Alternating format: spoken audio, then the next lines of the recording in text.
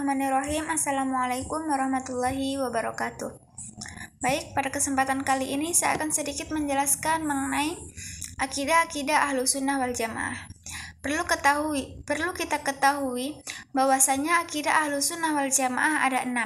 Yang pertama yaitu iman kepada Allah Subhanahu wa taala, yang kedua iman kepada para malaikat, yang ketiga iman kepada kitab-kitab, yang keempat iman kepada rasul, yang kelima iman kepada hari akhir, dan yang keenam yaitu iman kepada qada dan qadar.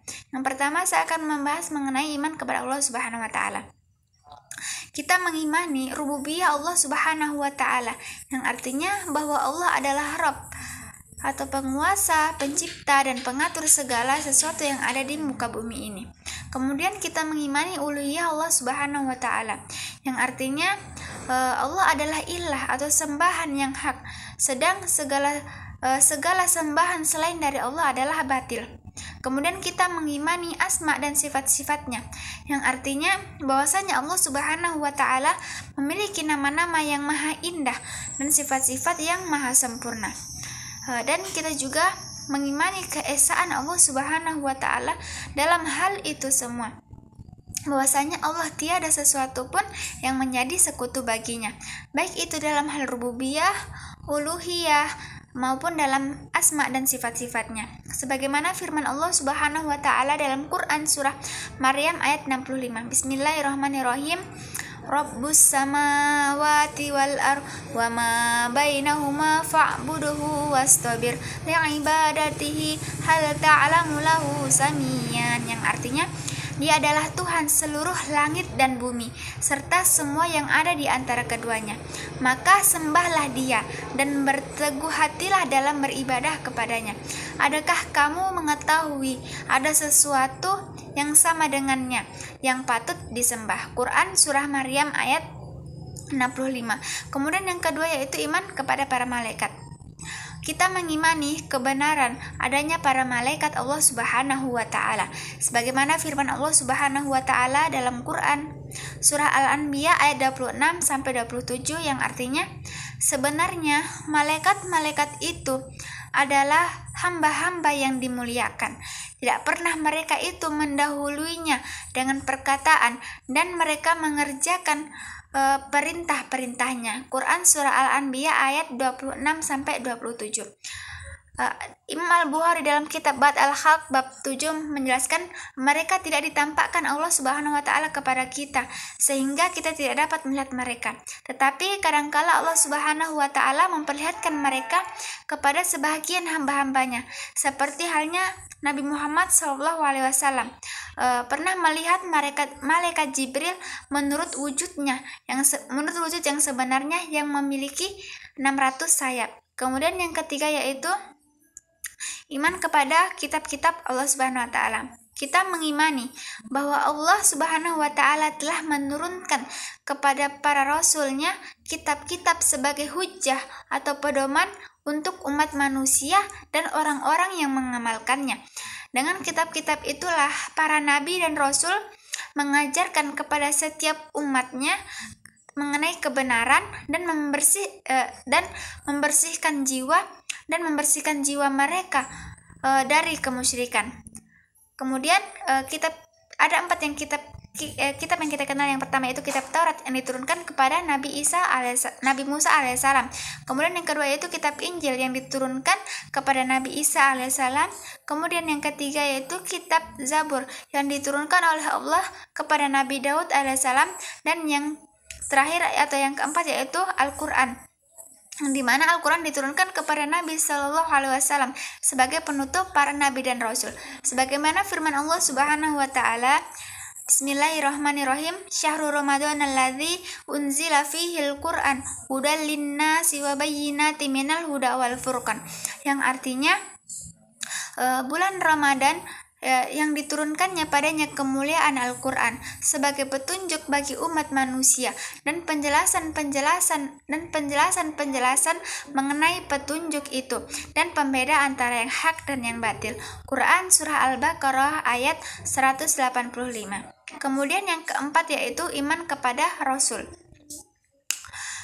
Bahwasanya kita mengimani bahwa Allah Subhanahu wa taala telah mengutus para nabi dan rasul kepada umat manusia. Sebagaimana firman-Nya dalam Quran surah An-Nisa ayat 165 yang artinya, kami telah mengutus mereka sebagai rasul-rasul pembawa berita gembira dan pemberi peringatan supaya tiada alasan bagi manusia membantah Allah sesudah diutusnya rasul-rasul itu. Dan Allah Maha Perkasa lagi Maha Bijaksana. Kita mengimani bahwasanya rasul pertama adalah Nabi Nuh dan Nabi Adam, dan rasul yang terakhir adalah Nabi Muhammad Shallallahu Alaihi Wasallam. Sebagaimana firman Allah Subhanahu Wa Taala yang artinya, sesungguhnya kami telah mewahyukan kepadamu sebagaimana kami telah mewahyukan kepada Nuh dan nabi-nabi yang datang sesudahnya. Quran surah An-Nisa ayat 163. Kemudian yang kelima yaitu iman kepada hari akhir.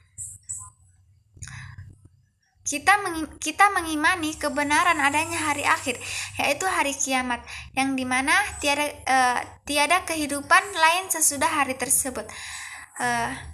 Pada hari itu umat manusia dibangkitkan kembali untuk kehidupan yang kekal dengan masuk surga, yang dimana surga merupakan tempat kebahagiaan yang hakiki, atau masuk neraka, yang dimana neraka merupakan tempat siksaan yang amat pedih. Untuk itu kita mengimani kebangkitan, yaitu dihidupkannya kembali semua umat manusia atau semua makhluk yang sudah mati, yang dimana pada saat itu malaikat meniup sangkakala untuk kedua kalinya, sebagaimana firman Allah Subhanahu Wa Taala, dan tiuplah sangkakala maka matilah siapa yang ada di langit dan siapa yang ada di bumi, kecuali yang dikehendaki oleh Allah. Kemudian ditiuplah sangkakala itu sekali lagi, maka tiba-tiba mereka bangkit menunggu putusannya masing-masing. Quran surah Az-Zumar ayat 68. Maka bangkitlah umat manusia dari kuburnya untuk menghadap kepada Allah Tuhan semesta alam dalam keadaan tak beralas kaki dan tidak berpakaian. Kemudian pada hari itu juga catatan-catatan amal kebaikan ataupun buruk diberikan kepada setiap manusia. Ada yang mengambilnya dengan menggunakan tangan kanannya, dan ada juga yang mengambilnya menggunakan tangan kirinya. Kemudian kita juga mengimani bahwasanya pada hari kiamat akan dipasang timbangan-timbangan. Maka timbangan itulah untuk menimbang amal perbuatan manusia semasa hidupnya, dan tiada seorang pun yang diperlakukan zalim pada hari itu. Sebagaimana firman Allah yang artinya, maka barang siapa yang mengerjakan kebaikan sekecil-kecilnya, niscaya dia akan melihat balasannya, dan barang siapa yang mengerjakan kejahatan yang sekecil-kecilnya, niscaya dia akan melihat balasannya. Quran surah Al-Zalzalah ayat 7-8.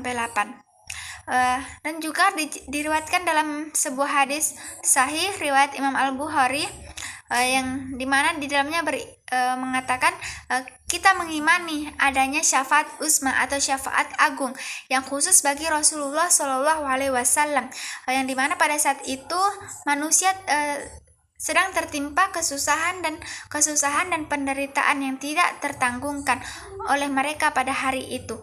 Maka datanglah mereka kepada Nabi Adam, kemudian kepada Nabi Nuh, kemudian kepada Nabi Ibrahim, Nabi Musa, Nabi Isa, dan yang terakhir yaitu kepada Nabi Muhammad Shallallahu Alaihi Wasallam. Dengan seizin Allah Subhanahu Wa Taala, Nabi Muhammad memberikan syafaat kepada umat manusia yang sedang dalam keadaan demikian itu, agar mereka dapat diberi keputusannya. Kemudian yang terakhir yaitu iman kepada qadar dan qadar.